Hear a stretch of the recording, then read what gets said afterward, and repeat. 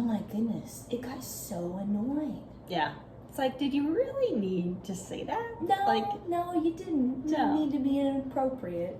It was borderline PG. It was almost, it was still PG, I'd say, but like too many more, and that's kind of closer to PG-13. When you get to know somebody, that's when you start to like them, is when you get to know who they are as a person, their likes, their dislikes, just who they are. When the attraction starts because you truly get to know them, that's meaningful. Yeah. I'm just thinking about how when he's dressed up as Santa. Yeah. And then they start like flirting with each It's other. a little creepy.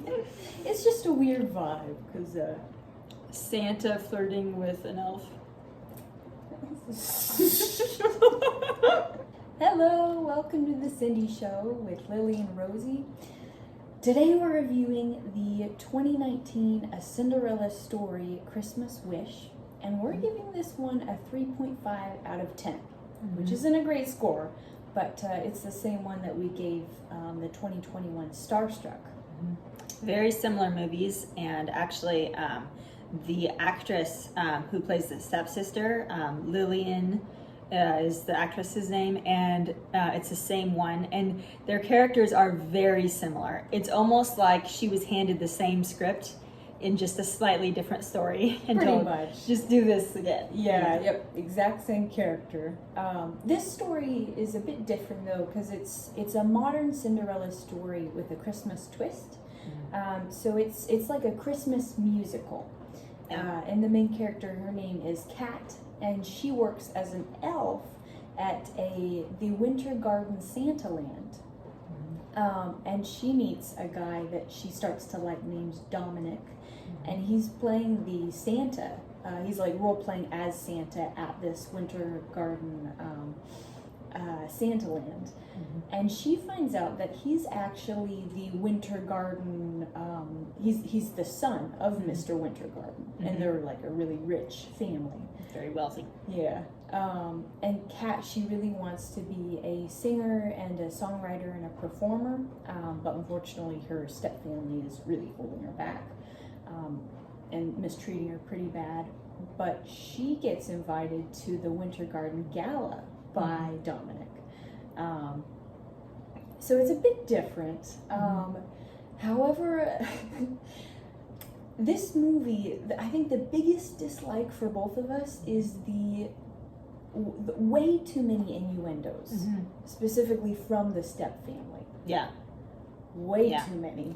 Yeah, they went over the top with them. I mean, a lot of movies, like If the Shoe Fits was a very similar thing.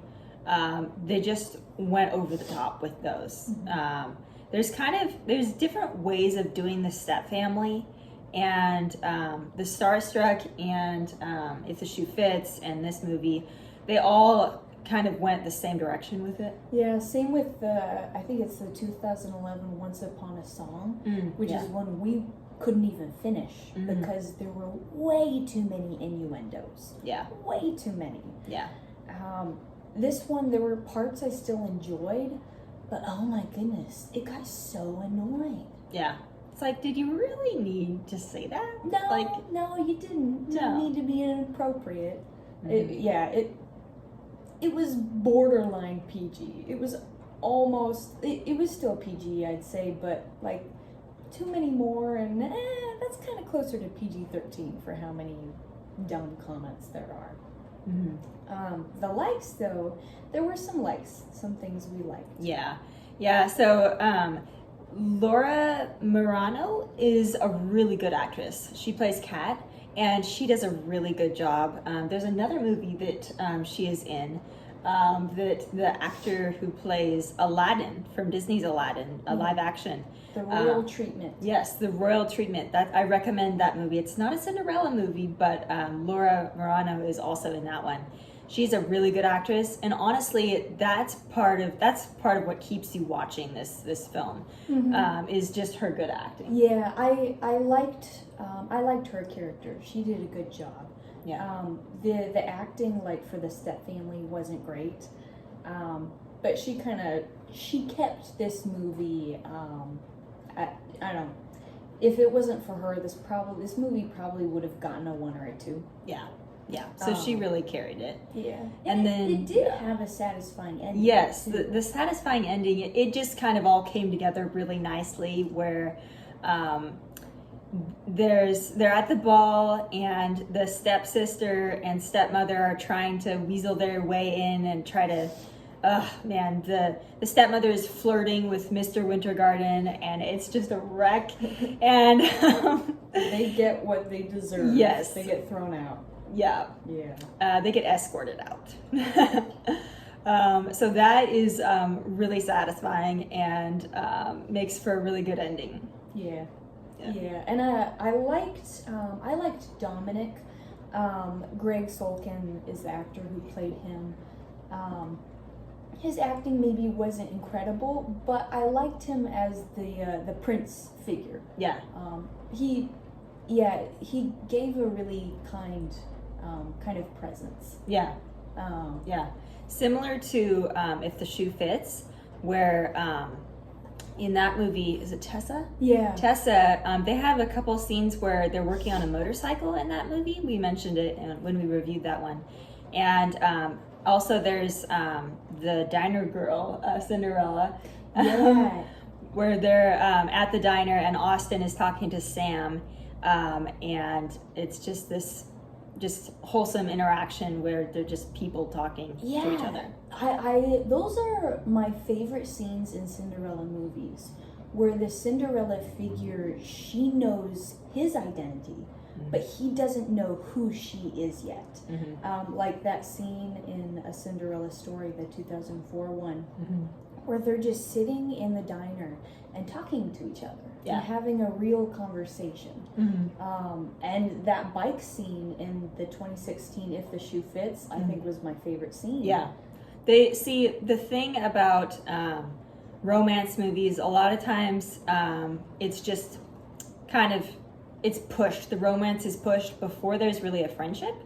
And so it's really refreshing when there is some development of the characters, where they actually start to get to know each other as friends before going into the romantic. Yeah, like in Ever After, they spend a lot of time together in that movie, Danielle and the Prince, but there's a conversation they have after she like swims out of the river, and there's a funny scene, but they're just sitting on the bank of the river, and she knows who he is. He doesn't know who she is. And they're just having a real conversation. They're like, there isn't, they're not flirting with each other. They're just talking like real people. And I love those scenes. Yeah. Because that's real life, you know? When you get to know somebody, that's when you start to like them, is when you get to know who they are as a person. Their likes, their dislikes, you know, just who they are. Yeah, you're getting a picture into their character and their soul. Like you're just getting to know them as a human being and who they are. And when the attraction starts because you truly get to know them, that's meaningful. Yeah. I really liked the song that Kat and Dominic sang, and they danced together kind of in Santa Land. That was my favorite part in this movie. Yeah, that was pretty sweet. It was cute. Yeah. There's a lot of similarities between this and other Cinderella movies. Like Kat has a snow globe, which is the same as the 2004 version and the 2016 version, where Sam and Tessa have like a snow globe that they really like.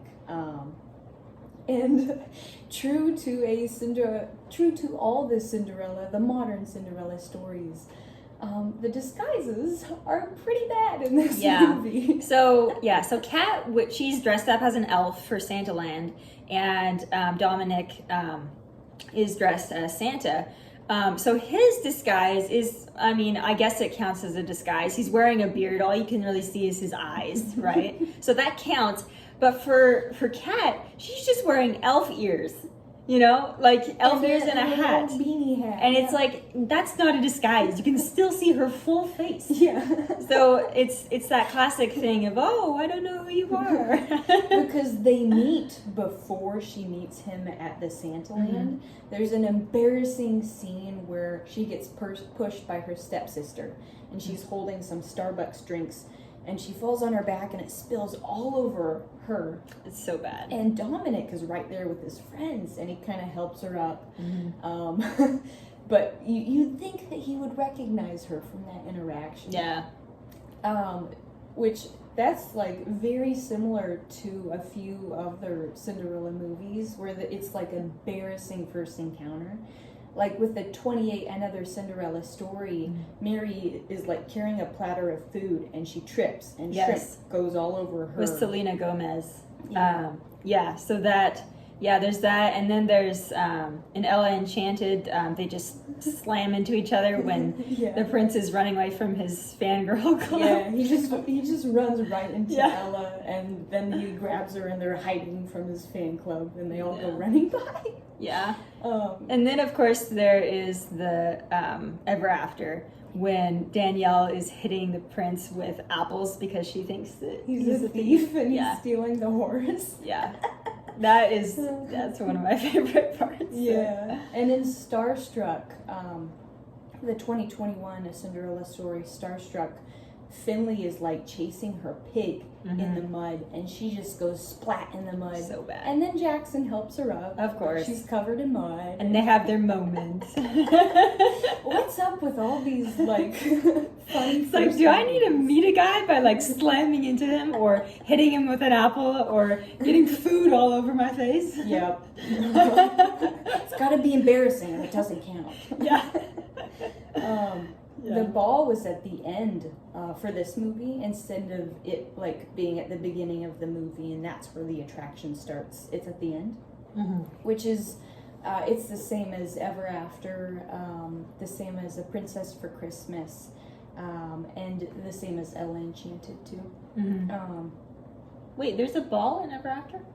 Yeah, so, they don't actually attend it. She just shows up. And then her identity is revealed by her stepmother and she runs away. It was the masquerade. Yeah, masquerade ball. Yeah. Which, in this movie, same as Ever After, Kat's identity is revealed kind of against her will. Which is also the same as the 2004 A Cinderella Story, with Sam's identity revealed to Austin. That's kind of a sad moment. And honestly, another reason I didn't really like this movie is it had that cliche that's pretty common where it's kind of like, oh, I'm so poor and he's so rich, therefore he wouldn't notice me kind of cliche. Yeah. I don't really like that. Yeah. And especially, I guess it sort of makes sense in like a context where he's an actual prince and she's a peasant. I guess that would make sense, but in these modern Cinderella stories, like I get it, Dominic, his family's rich, but I don't know, they're just using the trope. Yeah. Yeah. And your worth isn't it isn't in how much money you make or who your family is. It's your worth is in who you are as a person. So yeah, I didn't really like that. Yeah. Yeah, this got the same rating as Starstruck and the same rating as Cinderella. I didn't hate it, but I don't love it. I don't think I need to see it again. And once again, Laura Marano just did a really good job and really made the movie for us. Yeah. So. She was the best part of it. Yeah, so thanks for watching, guys. We got a freak ice storm. Yeah, we did. So we've been indoors for a while. Yeah, we got a lot of ice. But we'll make it. We'll make it. Yeah. Woo. All right. Like, comment, subscribe. Let us know what Cinderella movie adaptation you'd like us to do next. We love getting your comments. We love reading those and your opinions. Whether you agree or disagree with our reviews, it's just fun to hear from you guys. So, all right. Thanks for watching. Son, who's like a rich family.